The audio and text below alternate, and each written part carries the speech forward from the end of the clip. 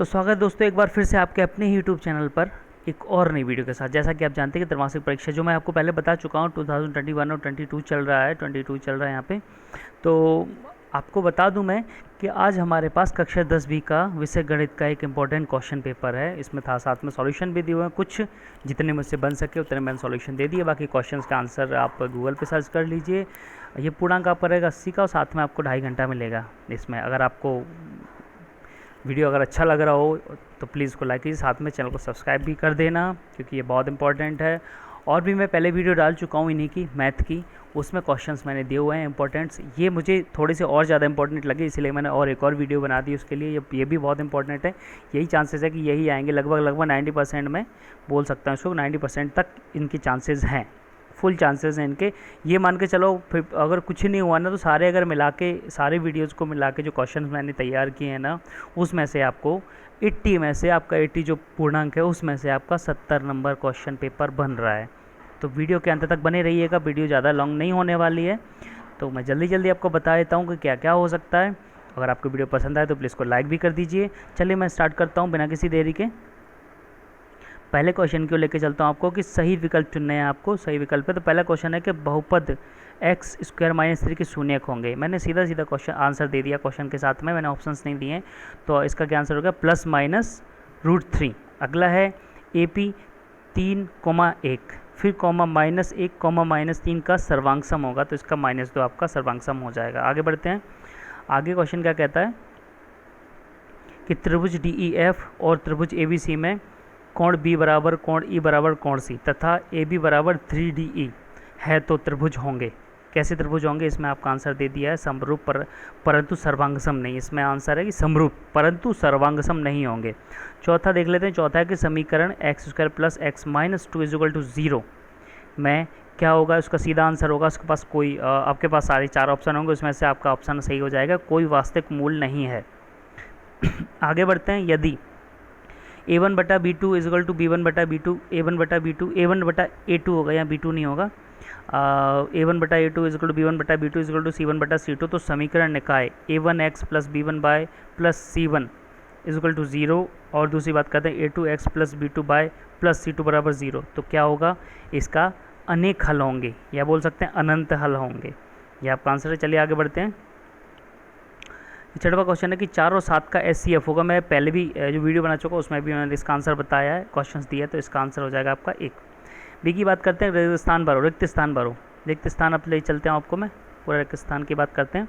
Question की बात करते हैं बहुपद x² + 4x + 8 के शून्यकों का योग कितना होगा तो आपका -4 हो जाएगा। यह आपका आंसर हो जाएगा। अगला है कि किन्हीं दो धनात्मक पूर्णांकों a और b के लिए LCM × SCF बराबर क्या होगा, a × b। आगे बढ़ते हैं कि एक द्विघात समीकरण में बहुपद के अधिक से अधिक कितने शून्यक हो सकते हैं तो आपका आंसर हो जाएगा 2। अगला है कि समांतर श्रेणी 2, 4, 6, 8 का 10वां पद कौन सा होगा तो 10वां पद आपका हो जाएगा 20। वजह से मान के चलो पहला पद है 2, दूसरा है 4, तीसरा है 6, चौथा है 8, फिर 10वां होगा, फिर 12, ऐसे ही जाके आपका 10वां पद बन जाएगा 20। तो अगला क्वेश्चन के सभी व्रत होते हैं, क्या होते हैं आपके, समरूप होते हैं। तो अभी इसके आंसर ख़त्म हुए।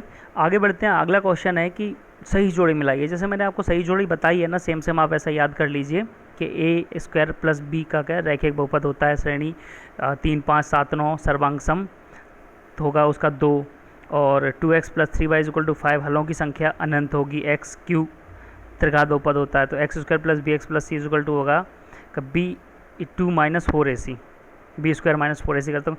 ये है कि a + d a + 2d a + 3d ... n पदों की संख्या कितनी हो जाएगी तो ये आपका एक वो बन जाता है, सूत्र बन जाता है इसका।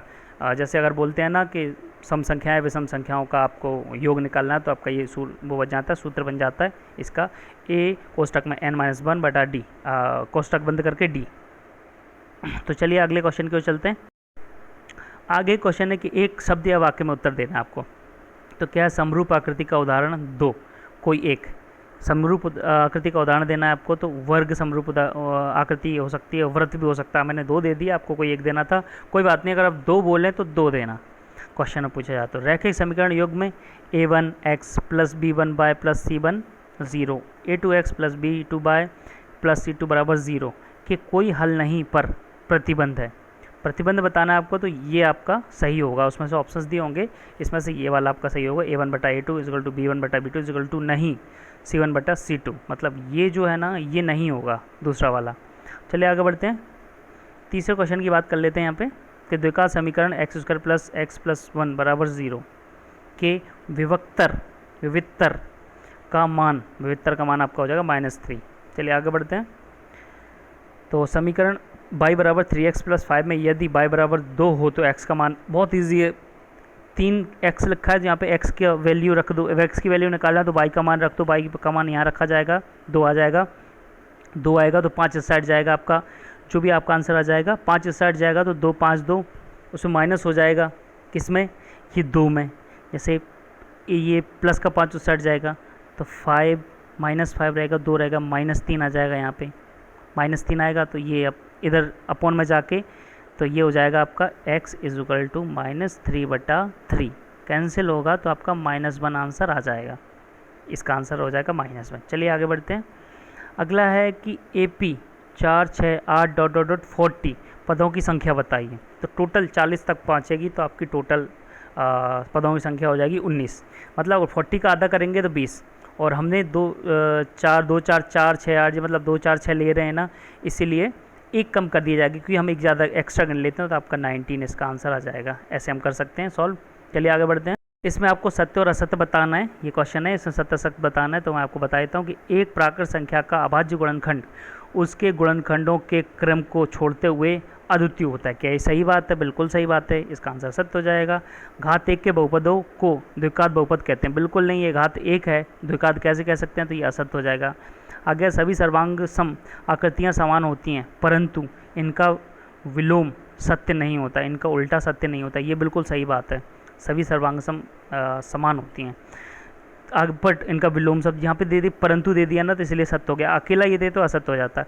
अगला है कि एक द्विघात समीकरण एक ax² plus bx plus c equal to 0 में दो भिन्न वास्तविक मूल होते हैं यदि b² माइनस 4ac छोटा है किससे, 0 से, तो क्या हो सकता है इसका, क्या ये सही है गलत है, ये बिल्कुल ये गलत है, असत्य है ये आंसर।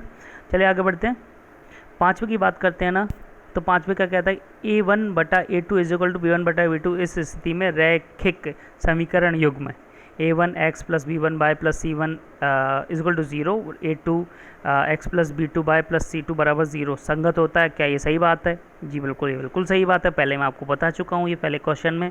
आगे बढ़ते हैं कि बहुपद ax² plus bx plus c के शून्यकों का गुणनफल c/a हो सकता है। क्या सही बात है? बिल्कुल ये सही बात है, गुणनफल हमेशा सत्य c/a होता है। अगर ये वाला आपका समीकरण हो, ये वाला समीकरण तो हमेशा ये c/a होता है आपका गुणनफल।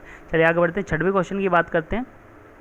आगे बढ़ते हैं, छठवें की बात करते हैं कि जांच कीजिए कि 3x plus 1 2x minus 3 is equal to 2x minus 5 2x minus 1 द्विघात समीकरण है या नहीं। इसको सॉल्व करना है, कैसे करना है इसको, पहले आपस में इंटू कर लो, इन दोनों का इंटू कर लो, इन दोनों का इंटू कर लो, जब और आपस में बराबर कर लो, x की एक साइड ले जाओ और जो संख्या है उसको एक साइड ले जाओ, तो उसमें समझ में आ जाएगा द्विघात बहुपद समीकरण है या नहीं है।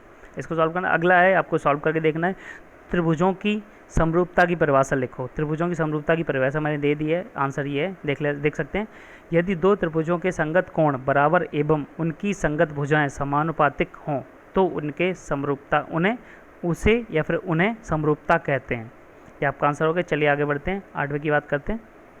आठवां क्वेश्चन है कि 250 का अभाज्य गुणनखंडों के गुणनफल के रूप में व्यवस्थित 250 को अभाज्य गुणनखंडों के गुणनफल के रूप में व्यवस्थित करना है, व्यक्त करना है। 250 के अभाज्य गुणनखंड आपको करना है। कैसे कर सकते हैं आप? 250 ऐसे लिख सकते हैं, उसके बाद इसको काट सकते हैं 5 से या फिर 2 से, ऐसे अभाज्य गुणनखंड निकलते हैं। आगे बढ़ते हैं, नवे की बहुपद x² प्लस 7x प्लस 10 के शून्य ज्ञात करना है। इसके शून्य ज्ञात करना है कैसे? आप पहले बात सीधाचार विधि लगा सकते हो। सीधाचार विधि वही होती है ना, b plus minus b² upon में 4ac कुछ ऐसा होता है, उसका तो नीचे अपॉन में होता है 4ac, ऐसा ये होता है ना, इस टाइप से होता है। तो इसके लगा सकते हैं या फिर आप सॉल्व कर सकते हैं x नॉर्मल, जैसे हम x करते हैं। अगला है कि AP के प्रथम 4 पद लिखो जबकि प्रथम पद a बराबर 4 और सर्वांग सम की बात करें तो d बराबर -3 दिया हो। तो इसको सॉल्व करना है आपको। तो आज की वीडियो में इतना ही, मिलता हूँ अगली वीडियो में कुछ ऐसे ही क्वेश्चन आंसर के साथ, बहुत इंपॉर्टेंट क्वेश्चन आंसर के साथ। और इनको आप अगर जो मैंने वीडियो आपको पुट की है ना यूट्यूब पे, आप अगर उनको तीनों वीडियो को देख लो, सेम सेम, हालांकि ज़्यादा कोई डिफरेंस नहीं है, बट इंपॉर्टेंट क्वेश्चन थोड़े जो बचे हुए थे, बच जाते हैं, उनको हम ऐड करके वापस से दे देते हैं आपको वीडियो के थ्रू। अगर आप उन तीनों को कर ले तो मैं 100% कहता हूँ कि 80 में से आप 65 जो होते हैं ना आपके नंबर, कन्फर्म ला सकते हो। ये मैं आपको देता हूँ लिख के। तो आज की वीडियो में इतना ही, मिलता हूँ अगली वीडियो में। अगर आपको वीडियो पसंद आ रहा हो तो प्लीज़ उसको लाइक कर दें, साथ में चैनल को सब्सक्राइब करना ना भूलें। धन्यवाद।